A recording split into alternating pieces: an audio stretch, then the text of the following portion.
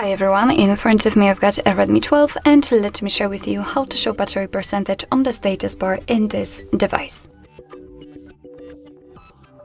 So firstly, let's enter the settings and here let's find notifications and control center, which may be quite confusing because usually we will go to the battery, but we have to enter notifications and control center and then tap on status bar.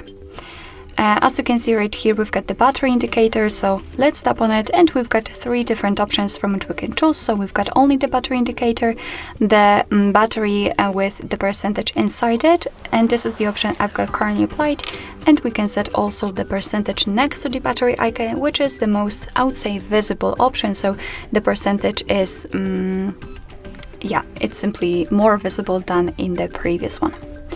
Alright, so that will be all. Thank you so much for watching. I hope that this video was helpful, and if it was, please hit the subscribe button and leave the thumbs up.